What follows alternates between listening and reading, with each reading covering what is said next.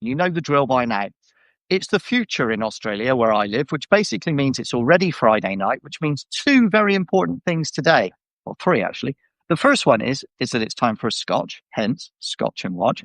The second thing is that it's Halloween here. It's Halloween night. I've already been trick or treating with the kids, and they've given up some of their treats for me, which I'm going to eat during today.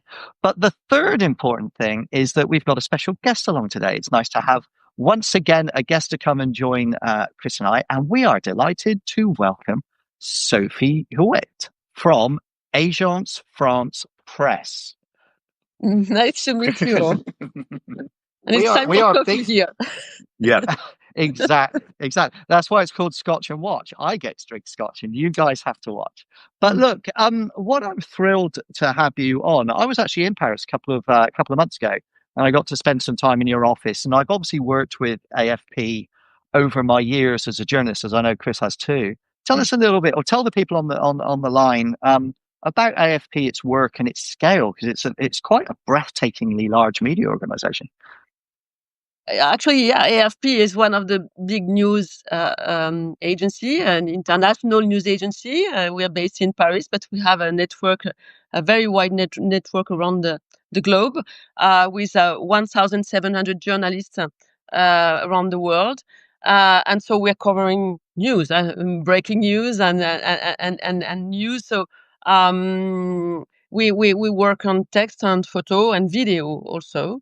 So we are very proud of our network because we are in so many countries, 150 countries, with people who are on the ground, reporting constantly in countries where a lot of other international media are not. So that's why we were first when in Syria, for example, and nobody else was there when Assad was toppled. So that's we're very proud. I was lucky to lead this newsroom because I used to be editor in chief, and that's really a great newsroom. Chris, it makes you rubbish, mate, because like your newsroom at the Times and at Bar it wasn't 1,700 journalists, was it, mate? It was part-time practically for you. No, not that big, but also probably actually, if you think somewhere like the Times, 600-700 journalists probably now, but 500 of them in London. So the reach of AFP and the agencies to be in 150 countries, to be able to get someone on the ground within minutes, of most things happening. And it might be worth explaining just for people watching who are not who don't understand the difference between, I guess, a masthead like a Le Monde or a Times or a Telegraph and an agency. What's the relationship between those two entities, Sophie? Yeah, so we have plenty of clients, several thousand, 5,000 around the world, which are so news media, some still print media, web media, televisions, radios, different kind of media, and so we send them the news so on our wire service, and what is the main job of a news agency is news gathering. So this huge team of journalists are people who are on the ground, who have sources on the ground, who know the country where they work. They have sources in that country, and they are able to report exactly what's going on. And when there is a breaking news somewhere, they're just on it, and they can report it to media who don't have that network. So the network is really the big asset of the news agency. I'll offer an insight here, actually. So one of the things that I appreciate about AFP is that I've worked with all the major agencies. Okay, so the other big ones would be Associated Press. They might. You've got PA Media, Reuters, PA Media. Yep. Bloomberg might argue that they're on the periphery of that kind of space too. I've worked with all of them, but I want to tell you something really interesting that I found about AFP. A few years ago, I had an AI company, and it used video and embedded videos and articles using AI when it was unfashionable. Okay, let's say that. Very, very early. And I went to AFP with an ask. I just basically said, "Look, I'd like to license your content, but I'm going to use it for AI, and the money that I make, I'm going to reinvest in working in co-production with you in creating new, unique journalism. So, because you've got all these reporters in all these far-flung places, what are the stories that they want to do that they don't really have the freedom to do at the moment? I'm going to give them or give money to enable them to make unique video." For us, unique journalism. And I thought they're never going to say yes to this. And you were, oh my goodness, I've got so many reporters with so many stories they want to tell. And we'd absolutely love that. And we went into this co-production relationship, and it was quite amazing. So your open-mindedness to try and take on new things was really, really welcome. And I congratulate you on that. So thank you. I don't know if that's part of your ethos, but Yeah, it was amazing. yeah, we are trying to. I mean, really, what we want to do is to, journalism is also a matter of linking humans to other humans from one part of the planet to the other part of the planet. And so for that, you have to be really have journalism doing that job. I mean, talking to humans and not only reporting about PR statements, government statements, etc. You have to talk to people. And in order to do that, you have to go and see these people. So this is what really our journalists love to do, and what is maybe AFP's identity. And as long as we can develop that still, even at the AI era, we're just like enthusiasts on doing this kind of every kind of experiment that is possible. Yeah. So I always thought that the wire services were kind of the unsung sort of heroes of news, as in they don't get, because they're like the roots that go down into every country in the world, and then the mastheads might be the plants at the top, and people don't realize that all of the information that's being coming in on the wires, from all of these different services, is then being interpreted by each of the national newspapers. Let's take the UK slightly differently, and they'll rewrite their stories around it. And then they'll write opinion columns on top. And the wires are almost a source of sort of verified, we're there, we're on the ground, we know this happened. And it's so important in the kind of news ecosystem that someone is there saying, yeah, we're in Syria. This isn't government propaganda, or this isn't the other government's propaganda. This is happening. Yeah, a friend of mine used to say that she worked in the newspapers, and she used to say that a news agency are like oxygen for them, and that I think more or less this is what we do. I mean, journalists in every media are doing great jobs, and they're just doing. I mean, it's important to have this diversity and to have people who are working specific on investigative pieces, which are very often astonishing. But you need the breaking news to start with, and this is our job. I mean, we're really like acting as an emergency room for journalism. We just gather things and put it outside, and so to let everyone know, and then work with that commodity, which is what we're providing. Yeah, you're the triage of news, aren't you? I like that, and so the reason we wanted to chat today was because as I said before, I've been really impressed by your innovative approaches to the future, and I know that you've been thinking very, very hard about AI. So I'm really interested to hear where you are kind of at in your process on AI, where you see it fitting into the news process. And I don't want to leave the question here. I want you to take it, because where are you and how does it fit in? So where are we? So I've been in my current position, which is dealing with AI for the newsroom for a year, and we've started working on it before, obviously, and so over the last 3 years, I would say we've started, most of the news media, developing tools just to help the newsroom, to help our productivity. So we've developed tools that many newsrooms have now, so translation tools, We also developed transcription tools, which is extremely useful for a news agency.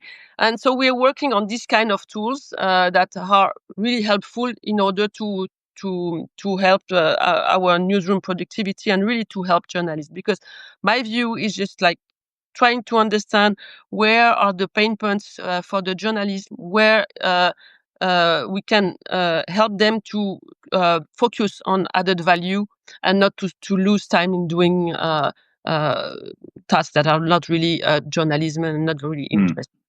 So this is the process where many newsrooms are already, like trying to develop tools, implement them, but where we are, most of us, and I was at the Paris AI Forum yesterday and 2 days ago, where many of us are, is just trying to see how we can work on adoption within the newsroom to make sure that people are using these tools.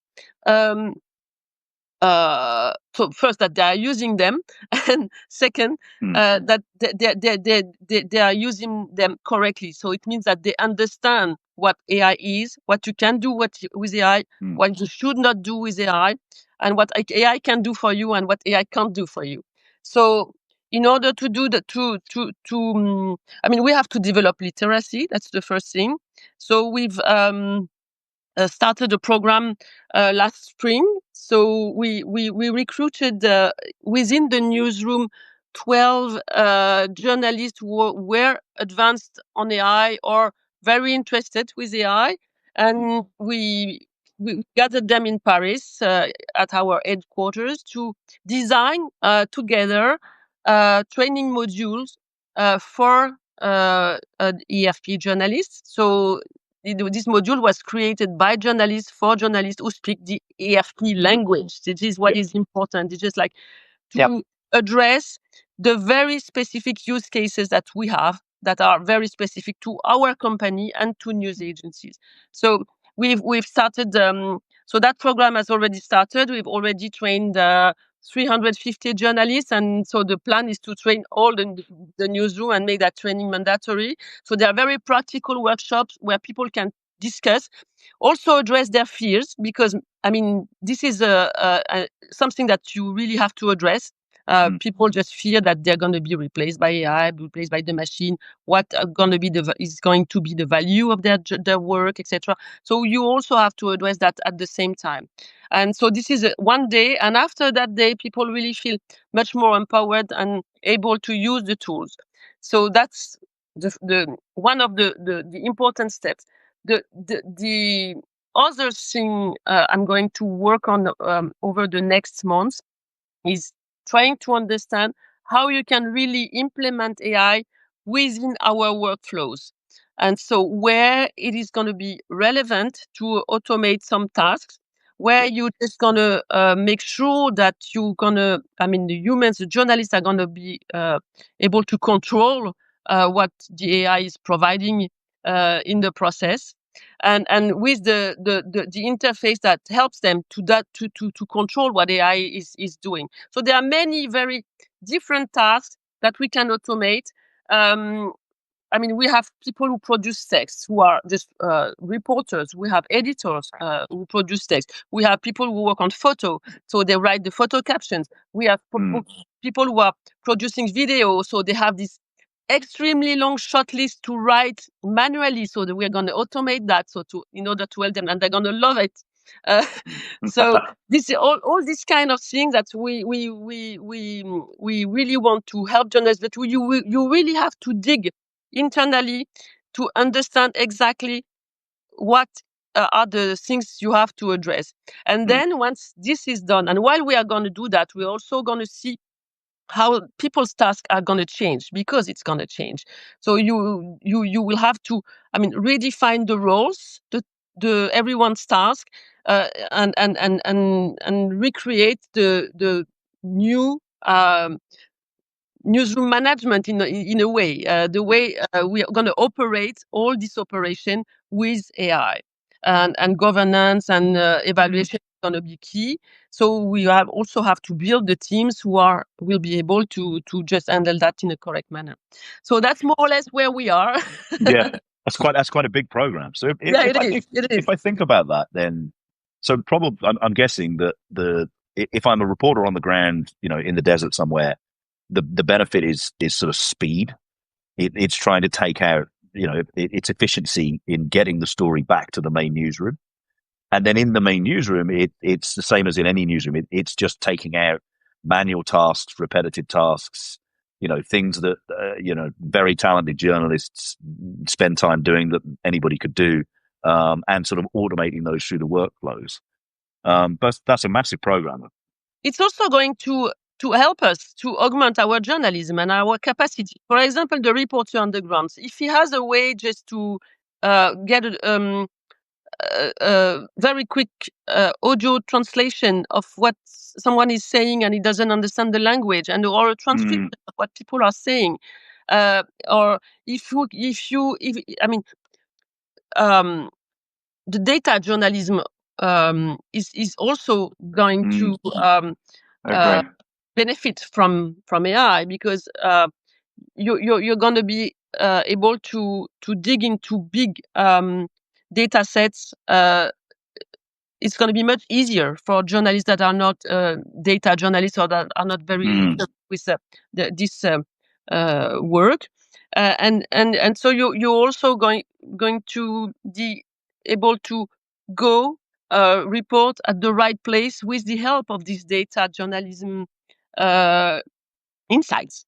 So this is also mixing all this, and this is things that we are already doing, but we are gonna work more with AI. So this data journalism, we're developing this data journalism department, and this work used to just to produce data visualization, but now it's producing real breaking news. So we are able with them to produce news about the territories in Ukraine that have been taken by Russians, for example, or the other way around. And this comes directly from the analysis of data journalists. And then when you identify a specific place where data shows that something is happening, you can go and report there. And mixing data journalism and on-the-ground reporting is really something that is very, very interesting. So I assume you get at some point to that almost driving the deployment of journalists. So you're able to sort of detect exactly stories, and then somebody gets in a Jeep and off they go. Yeah, exactly. And so you can also anticipate things, so try to also deploy people in advance. So this is something that AI will help us to do more, because I think it's going to be easier. We also have to develop internally platforms and space and training to help people doing that job. But this is where we want to go. Yes. Go on after you. Oh, I was just going to say, it makes me incredibly jealous. I've got to say, my fingers start to itch when I hear stories like this, because my happiest days are being a news editor, right? I'm sure you feel the same way, Sophie. Running a newsroom amid all the madness and the chaos, highly caffeinated, 7:05 in the morning. There's 300 things going on. Everybody's shouting. It's madness. I loved it. Absolutely loved every single minute of it. And sucker for punishment. And now I hear about all these new tools and all the new capabilities that we have spinning off of these new technologies. And they just thrill me. The idea of the things we can do. I actually, there was a Reuters Institute report out yesterday that was talking about the creator economy, and how lots of journalists are now out on their own using these tools and almost running single-person newsrooms. And then I was sitting there writing this report, and then I was like, "Oh, hang on, I think that's me. I think that's actually."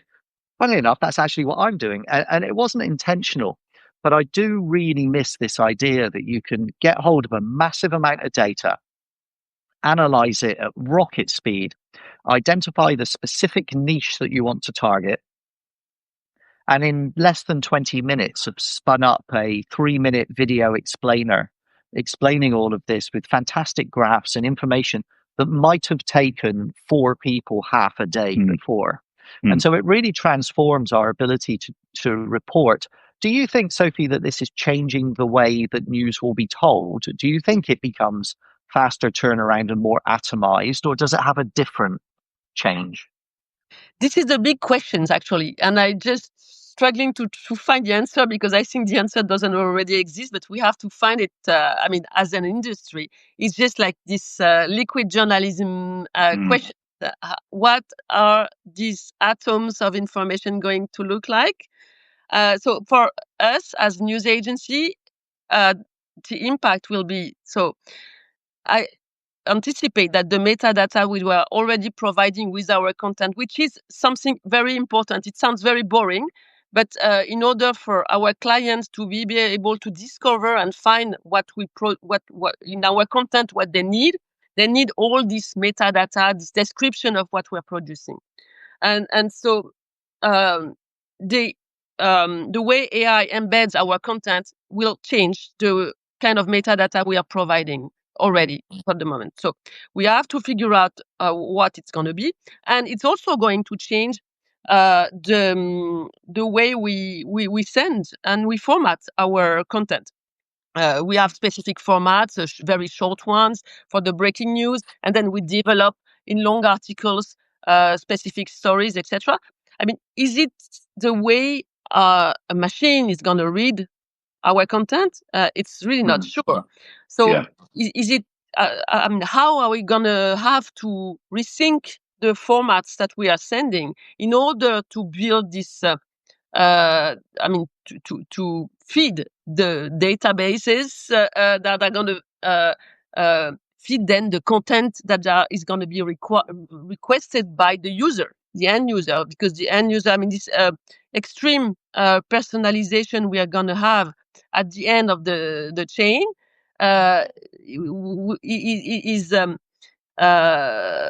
requires that we produce these atoms to build this experience and this content that are going to be very personalized.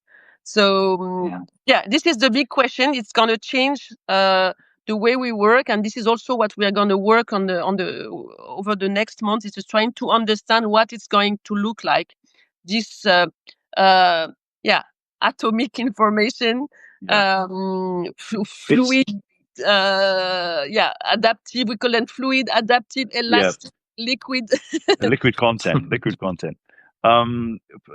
That's so interesting, and also it just makes me think that the sort of the structure of the wire content has always been designed so that it would be picked up by a journalist, by a newsroom, so by a human. And so the short version, the mid version, the idea of those was that they could be taken as quickly as possible and converted to something that could be published.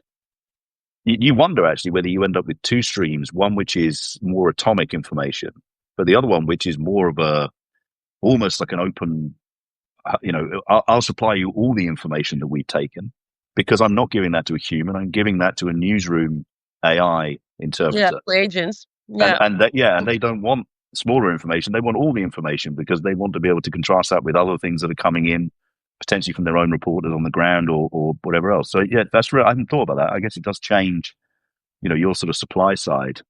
And what is tricky is that, humans will still want stories for humans. Hopefully, I think it's not dead yet.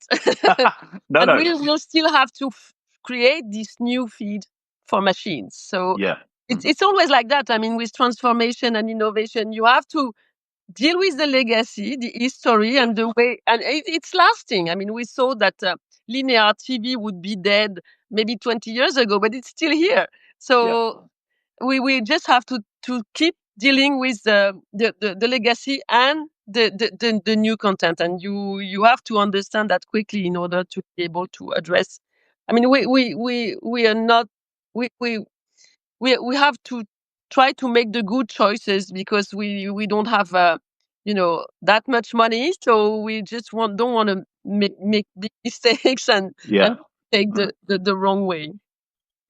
Can I offer an insight just quick? So the first time I really got close to your management AFP, Sophie, was at the Reuters AGM in London about 2 years ago. So I got to keynote speak there, and I was talking about AI. They'd invited me. Were you there? I was in there. London. Absolutely. You were there. Oh, well, there you go. I was the one attending your speech. she still has a signed program, Ricky. Stop it, mate. You were the one that people were queuing up to talk to after Madrid, not me. And so we talked then about the fact that, it was really interesting because I was pitching at the time a concept of pay-per crawl that's now starting to get fashioned. So now Cloudflare is talking about it. It was called air gap at the time, but it now Cloudflare are talking about it. Microsoft are talking about it. Oh, by the way, Chris, they actually rang. Oh, good. I knew it would happen eventually. Anyway, so we're having a chat. I'll let you know how it goes. But I'd said in my pitch that, the way this would work is that, you would be able to charge a license fee to be a part of the mix. You could charge a pay-per-crawl fee for your content being used. But licensing was up to you, but it would be default off, because most publishers were against the idea. And after I gave that presentation, it was actually somebody from AFP came to see me and said, if it's an agency, I think we're default on, not default off, because we're different.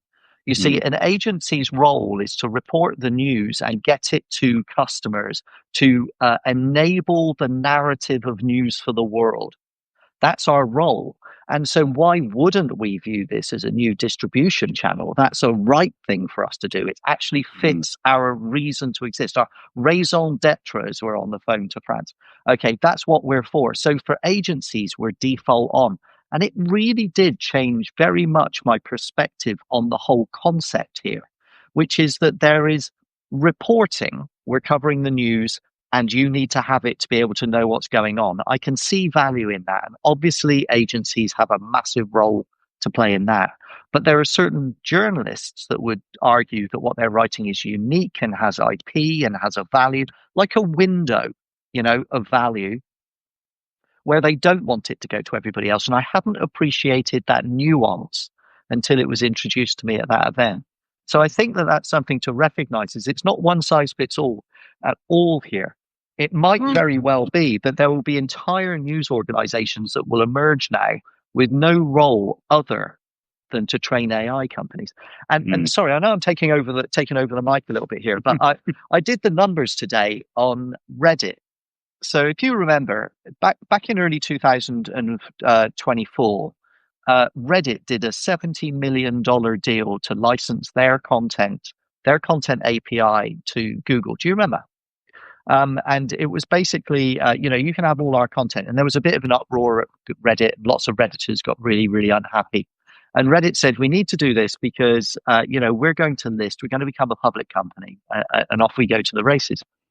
And they did the deal with Google. And then what happened was that Reddit suddenly got massively boosted up in Google search queries. And it became almost the default answer on AI overviews, if you remember, for a long, long time. So we saw the numbers today. So the numbers came out today. Now, Chris, do you remember we did a podcast a few weeks ago in London, and I said News Corp did that deal with OpenAI 18 months ago and had nothing about it in their financial report a year later. Okay, it was the absolute opposite with Reddit. Reddit spoke about nothing but this. So since they've done that deal with Google, Reddit is now the third largest website in America, behind only Google and YouTube. All right. Okay, so it's ahead of Amazon. Okay, its ad revenue was up 76%, and its revenue for the year is going to be $2.2 billion US. And they've just hired, haven't they, Sharp from WPP in the US to go to Reddit. So they've taken essentially the biggest ad agency's CEO in North America to be their new ad guy. So it just goes to show you can turn around. Yeah. So I think, look, I'm not saying that this is a great deal. I'm actually analyzing it for my newsletter on Monday. I'm not saying it's a great deal. I'm just saying that for some companies, I think I perhaps need to be a bit more sensitive to what the needs are of different companies, rather than just being negative or arguing for one size fits all because it's my objective. And so thank you to AFP for giving me the new objective on that. Sorry, go on. Can I ask a question? So AFP, as far as I know, and I'm possibly going to get this wrong, does AFP have a consumer product, or is it purely a newsroom product? It's a newsroom product, I would say. Yeah, we have some I mean, some of our projects, especially fact checking, we are on the B2C, so it's available online for the public. But the rest of our operation is B2B, and so we work for mostly for news organization, and also for some platforms or corporate companies. But our Mostly that. business is for media, and so yeah. And so PA Media is the same. I think Reuters is slightly different. So Reuters has a consumer product. Yeah. They have Reuters. Reuters has also done. I think it did a deal with Meta to be the kind of verified source that was going into They did Meta. for a while. Is that true? I think we also have a deal with Meta, but which now, I mean, it's getting complicated. But we have a deal just in order to provide fact checking. Yeah. Okay. So it's interesting to me that we talked about this a while ago, Ricky. We were trying to think about who would buy who. We like to kind of sit there and think who would be. And we were saying at the time, if I were an OpenAI or I were a company, rather than try and do deals with every national newspaper in 150 countries, why would I not go right over the top of them and do deals with the wire services? So I assume you're getting a lot of phone calls from people who are interested in those kind of conversations. I mean, so this is not exactly. It's a bit above my payroll. It's an unfair question. So yeah, AFP has obviously had talks with companies. So we have not sold our content for training, for sure. So we are providing content in order to as data, just to be ingested by the AI systems to provide fact-based answers to the public's request. This issue is extremely interesting and important for the years to come. More or less, who is going to survive in that AI mediated era? Because so you have the companies who are, gather this data, provide this data. This news gathering job is extremely important because these AI companies need to be fed by facts. Despite all the the kind of hallucination they produce, they need to have this fact-based data. News media, news organization, which are our clients, also produce this fact-based journalism, especially at the local level, which is also important. And we don't always do that because we do local, but for an international interest or national interest for France. And so where is going to be the mix? Who is going to be able to provide that data to these AI companies? Are the big challenge for the media and the news organization is to be able to build on their audience and the community that they work on. That their public audience, and just to make sure that they can build on the relationship and hopefully on a strong relationship that they have with their audience. So their audience will come to them and using AI just to gather the information from these sources that they trust. But is it going to work? It's not going to work for all news organizations, probably. No. How is it going to work? If people just get only on ChatGPT to get their information, so they're just it's really the big questions, and nobody knows how it's going to end up. But for sure, what is really important for the news organization is really to build on to link their relationships with their audience, and this is what the most important thing to them, and on trust, obviously. Yeah, and I think we talked a little bit, Ricky, didn't we, about predictions for next year. We were saying, I think weighting is going to become a big topic next year. I think there is sort of a perception that AI is neutral, and it really is. Models have to be trained, and so they have to be kind of guided to the kind of answers that people want them to give. I think it's going to be critical, particularly in the breaking news space. If people are using AI chat tools to get their breaking news, to find out what's happening just as something breaks, models that weight trusted sources in the early stages of breaking news, I think that's so important. Yeah. Models that overweight, opinion and rumor and disinformation are very dangerous, like very, very dangerous to society. So I think I'd be interested to see how that plays out. I think that's going to play out over the next year or so. What do you think? I do. I don't know. Yes. You see that Sam Altman is just like open to.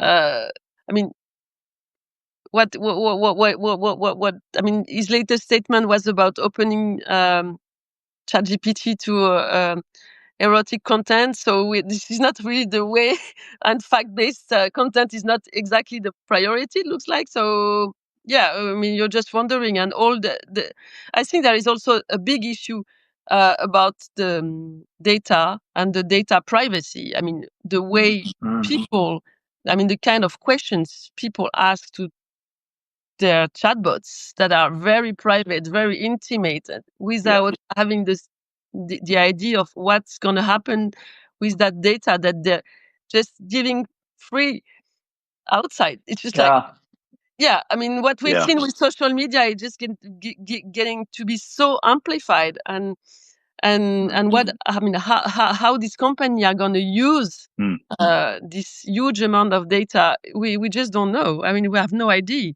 No. AFP's just inspired me again to a new thought. So here you go. So my mind is changing all the time on AI. Because I've run newsrooms and because I've run an AI company, I have a slightly different perspective on how this all plays out.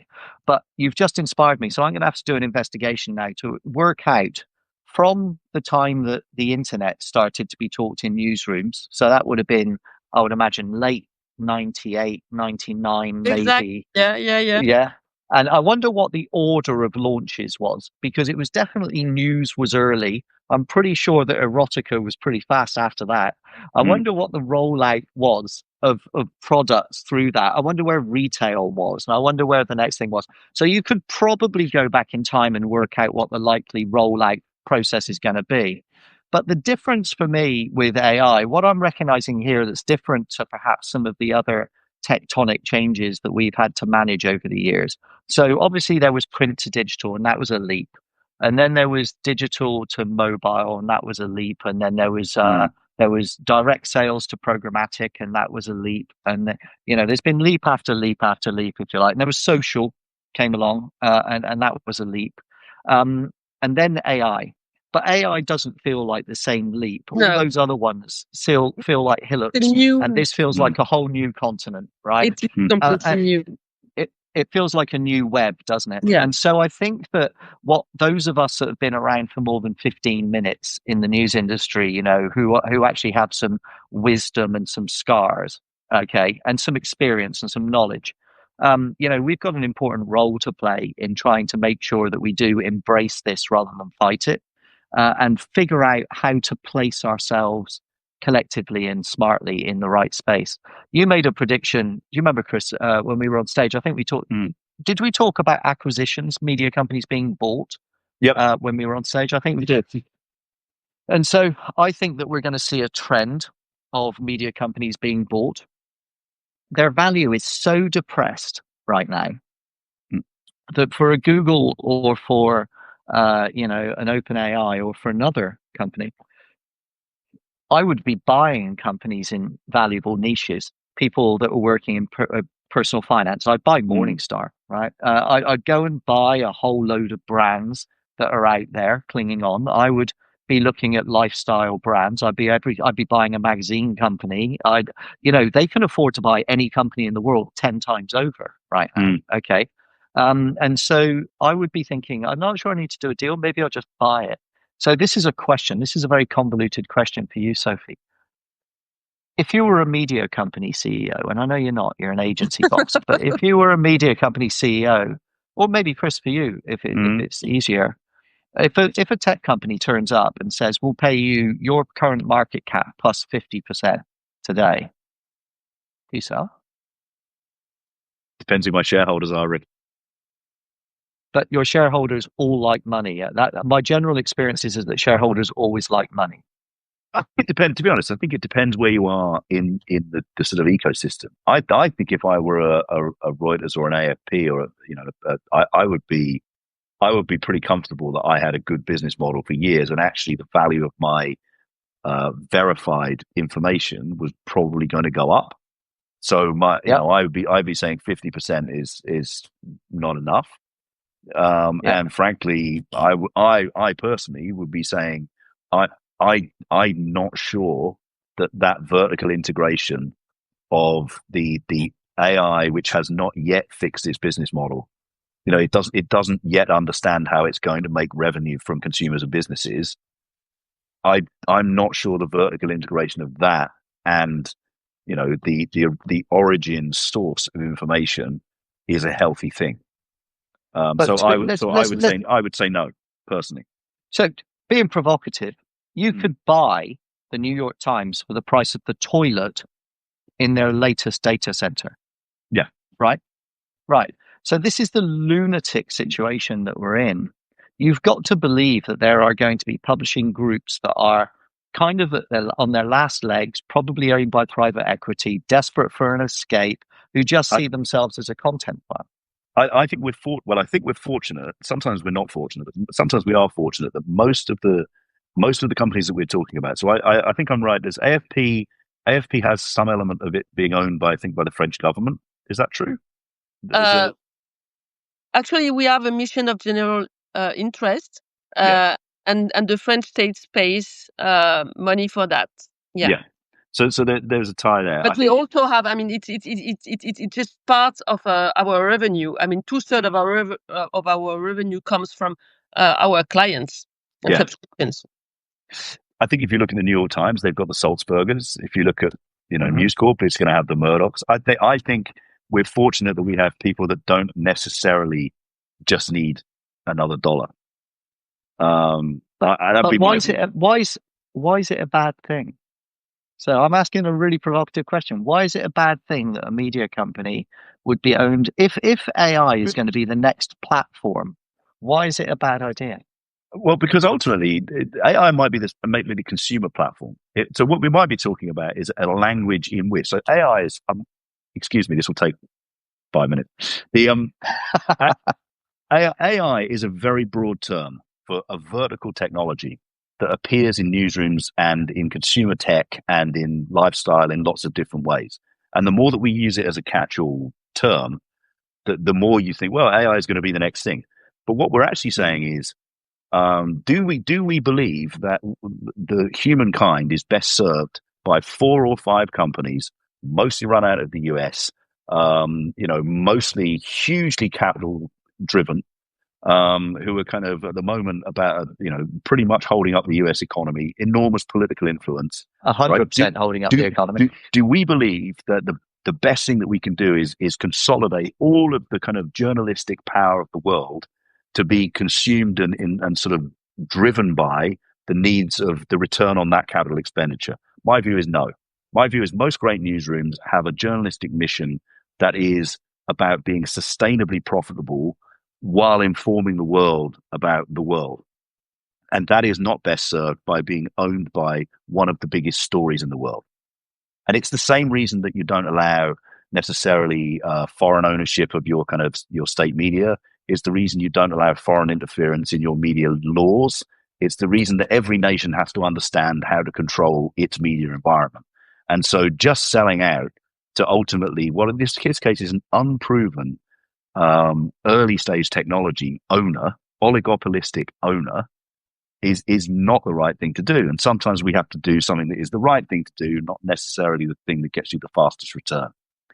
Chris, does this? That's my view. That's my Nice view. job, buddy. Well, That's my view. and beautifully delivered. Mate, very impressive. I'm very pleased. You're always the smart one. Yeah. So look, I actually agree with you. But I just wanted to test the hypothesis. Sophie, what do you think? Oh, have we lost you? I wonder if we've lost. Oh, you there? Ooh, that was French. Yeah. But we will decipher that later. Yeah. She'll be. Oh. Are you? Oh, we're just You're waiting back. for you to come back. You're breaking up a little bit at our end. I'm sure you'll be back in a minute. So that those numbers from Reddit are very, very interesting. It shows what happens if you take aviation fuel and throw it on a bushfire. It just shows how big it gets, and it also shows just how you can tweak a few pieces and suddenly accelerate your thing into a Formula One car. I've also done a fascinating podcast yesterday for 2.5 hours. So it's going to have to go over 2 parts with Richard Gingras, who ran the editorial division, the newspaper division at Google for 20 years. He was the guy that created Google News. He was the guy that created the Google News Initiative. He has some fascinating insights about all this stuff. He genuinely believes that the AI companies will buy every publisher. Really? He believes that he does. Yeah, he thinks they'll go on a buying spree.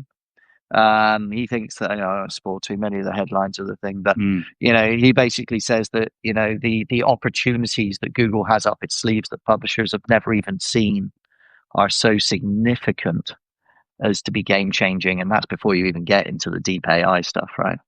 And so it feels like there are lots of there's going to be a lot of change. We're going to be in another change period, mate. It never stops. Does it feel different to you this time to the way it was when we did digital? Yeah, it is different. I think I don't know whether you need to invite Sophie back. Actually, whether she's no, she's back. There she is. I'm sorry, I just had a Wi-Fi issue. Yeah, I'm back. No problem. Go back. I think it is different. We were just asking, Sophie. We were just asking whether we think that this time is different, whether feels different to the switch from print to digital. And Chris was just offering his insights on that. I think it is different because I think that the speed at which it's sort of being pushed into the public psyche is faster. Partly because if we go back to sort of 2004, the people coming in with the new technology were innovators and startups. They were scaling up. They were new brands, they were new companies, and so that's a very good point. They were kind of coming in, and it took a while to get consumer adoption because they had to sort of fight for their place, in the world. I think this is a different. The biggest players in the AI space are the biggest players in the existing digital space, plus a couple of companies that most of those players have invested in. So they're essentially getting immediate route to market. They're getting an immediate. So if you think of something like Google Gemini doesn't have to fight for its place in the world, right? It's being injected into the kind of default search to every human on the planet. And so that's why it is different, because the speed of adoption is much faster. The other thing that's happening in that is it's not a choice for most consumers. So there was a point where if you go back to 2006, 2007, right? You as a user would be happily kind of on the Sun website or on Le Monde website, and then you would decide that you were interested in this new thing called social media, and you would go to the Facebook website and you would think about, oh, this is interesting, this is different. What's happening with the AI technologies is it being injected into everyday interactions that are already habits without a voluntary choice for consumers, and that's why it feels different. I'm going to offer a translation, into multiple languages, and the translation is that equals antitrust. That is that is the definition of monopoly, that you can inject it anywhere you want and it's going to win. I think the other test of monopoly, and I'm a bit of an expert these days as I've spent so much time working on it, is that you can diminish the product and still grow. So I was interested today in Meta's numbers. So Meta's numbers said that they increased ad load by 18% and ad price by 11. No, other way around. Ad load by 11% and ad price by 18%, and ultimately their revenue went up by 26%. They made the product worse and they made more money. That's the absolute, like, out of the dictionary definition of monopoly. And they did this while they're waiting for a decision on their monopoly trial. Yeah, and you saw that Astounding. Google had $100 billion quarter, They did, and for the first said, time. having just gone through a trial where they were sort of saying to the judge, we're really very worried about AI. The Under massive competition will pressure. be intense. They then said, So we made $100 billion in the quarter, and we're killing everyone in terms of AI adoption. I know. I'm worried about them suffering a severe neck injury by saying this, that way, and then that. Here's the shareholders, $100 billion. We're under massive attack. I'm not sure that they're going to suffer a terrible injury in here somewhere. What do you think? So, Sophie, are you optimistic? I mean, from agency world, are you optimistic? I know you've got a lot to do, but how are you feeling? I mean, we have to be optimistic because otherwise you just let it go. And you just have. I mean, I think the big challenge is what Chris said. It's just speed. How fast all this is going. I mean, the transition to digital took something like 30 years. Yeah. So we just had one new thing after the other, and so we could get used to it, but with AI, it just going so fast, and the amount of money that is injected in AI is just so huge that, and as a media company, as you said, we are just maybe worse the toilet of the data centers. That's not how I feel. It's just. But it just, the competition is extremely difficult. So we have to be really smart to, be really strong on our fundamentals, just believing what we do is extremely important for society, and stick to what we do, what we know, our job, which is journalism. We are professionals, and so they don't really understand what we are doing, and we have to communicate, to explain what we are doing, and try to make sure that yes, it remains the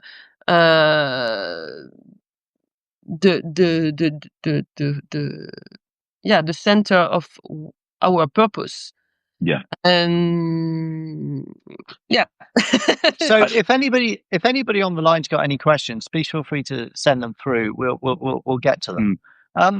What do you think, Chris? What's your general sense? Are you feeling optimistic today? I'm always optimistic, particularly if you get me in the mornings. I'm always optimistic because I do think that with sort of developing technologies like this, there is a period in which things have to find their place. I think that people will begin to realize, and you already see this in consumer research, that people are happy to use chat bots, but they know they can't necessarily trust the answers. And so humans want trusted information. We have to believe that. I'll go back to what's the classic kind of Jeff Bezos thing about, yes, some things will change, some things will stay the same.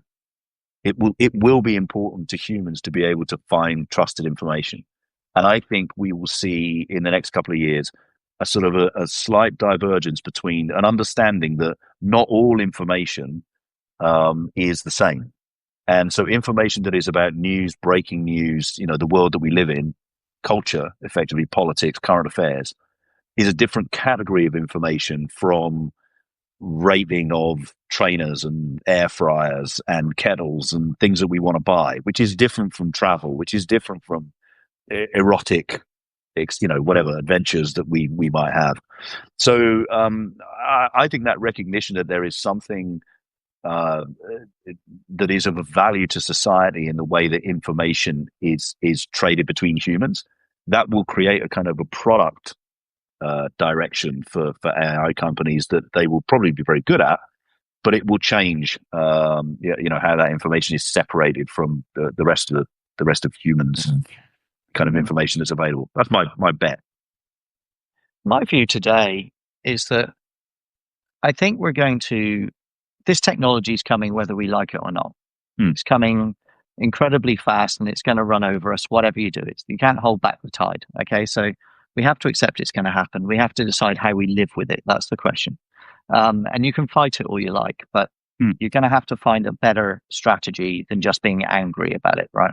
We all have to do that. We made that mistake with digital, and I think we lost that fairly comprehensively. So I don't think we need to make that mistake again. I think we are going to have a period of quite unpleasant disinformation and misinformation as bad actors take advantage of the unguarded Wild West that currently exists. And at the moment, the tech guys are distracted by the numbers that they need to write and the growth they need to show. And so they're not going to be too focused on that. So we're going to struggle a little bit downstream of that, trying to deal with that and police that. And we're going to get overwhelmed, right? We're seeing it already. So I think there's going to be an unpleasant period. Look, and without being too dark about it, I think there's going to be a major event, some awful major event that's going to make everybody just stop and take a breath and just go, hang on a minute, something needs to change here. I don't know what it's going to be, but it'll be something not great. And that's kind of, if you look back through history, and those of you that follow my newsletter will know that I spend a lot of time looking back through history to try and find corollaries of things where we've been here before.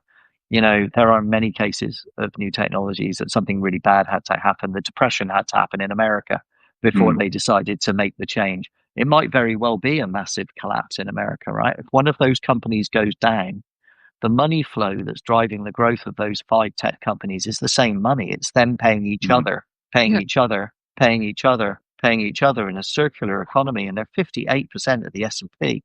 If one of those companies fails for any reason, okay, they all go quite badly, right? And that will be, we're back in the, here we go. I'm going back to history already. We're going back to the robber barons. We're going back to the Gilded Age. We're going back to Rothschild and JP Morgan and all that chaos, right?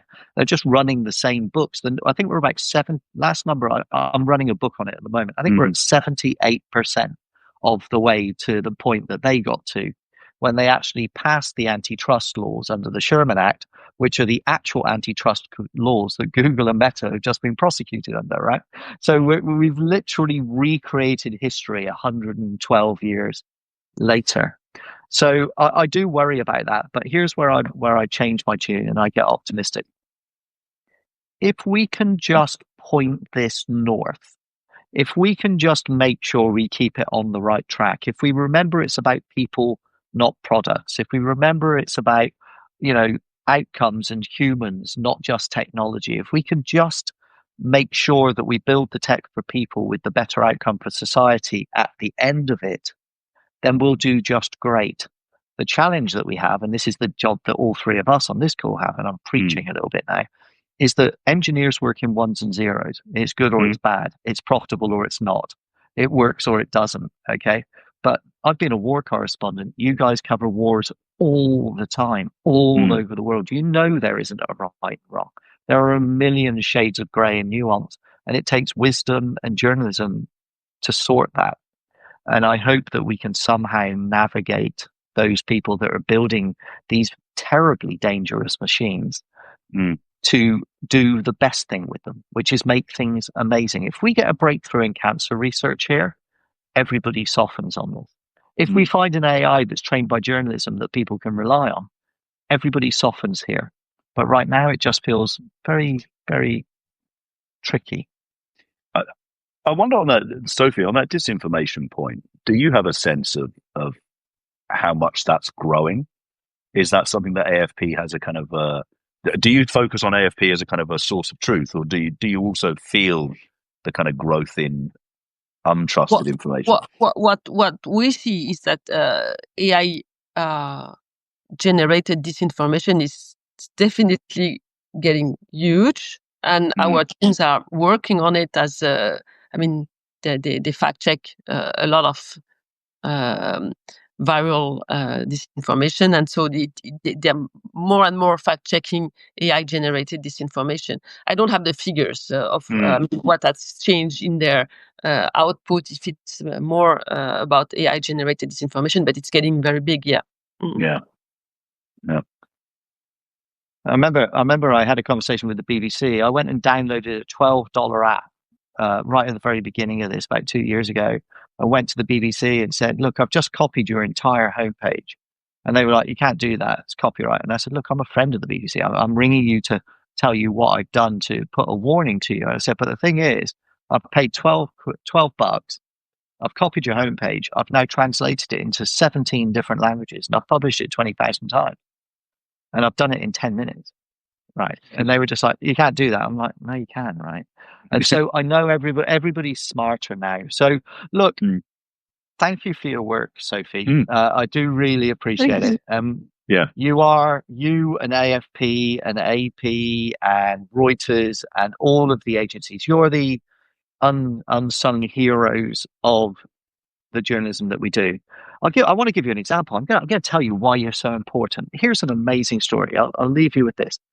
So when we entered into our co-production relationship with AFP, my AI company, and we wanted to make video with you, I said, "I'll give you a certain amount of money, and then you guys go and free your reporters to write the stories they want to write." And one of your reporters, who was based in the port of Aden in the Middle East, okay, could see the Strait of Hormuz, where all the oil tankers go. Okay, he could see it. And I don't know whether it was a hobby or whether he thought it was going to be a story one day, but he had a little notebook and he used to jot down and tick down all the big oil tankers he'd see leaving the port. And he tracked them all day long. And he had this notebook with all these little scratches and showing all of them. And he knew when there was trouble coming in the Middle East before it happened, because he saw the number of oil tankers spike and then slow down. And then 2 weeks after they slowed down, something would happen. Yeah. And so he gave us his notebook and he ran through and he charted on his notebook all of the times that something had happened. And then you could see it happening 2 weeks ahead. And then he'd go back and he'd know that it was fixed. Yeah. Yeah. And it was such an elegant way to explain such a massive global issue by literally having a notebook with a pencil. And it was that, every single time I think, somebody asks me to talk about journalism, that story always leaps to mind, because I feel so that's just such a poetic way to describe the value of the work that you do, the work I do, I guess, the work we all do. And let's be very proud of what we do, right? Because we'll find a way to play in this new world. We will. And it's just not going to be that easy. I guess. Again. Hard work. Thanks so much for joining us, Sophie. It's been an absolute delight. How is Paris today, by the way? Because I'm very jealous. We all wish we were there. It's nice. Yeah, nice weather. I mean, is it? Yeah. Well, we had as I said, it's Halloween here today, and so my family went to the beach this morning because it's absolutely roasting here at the moment. It's about 32 degrees. And so all my kids went to the beach for a swim this morning, and there was a massive sign basically said, "Shark sighted, you can't go in the water." And there was a great white shark literally swimming up and down the beach, just trawling, looking. And so I'm kind of watching the thing. So it's Halloween, indeed. Yeah, yes, indeed, indeed. That's your metaphor for the day, Ricky. That's right. And no kids got to swim. Look, if I do this right, I think. Yeah. That's what happened. Welcome to Sydney. Thanks so much. Absolute pleasure. Thanks everybody for listening. Thank you. We will be back again next week. Pleasure. See you next time. Au revoir. Au revoir. Bye bye. Bye. Thank you.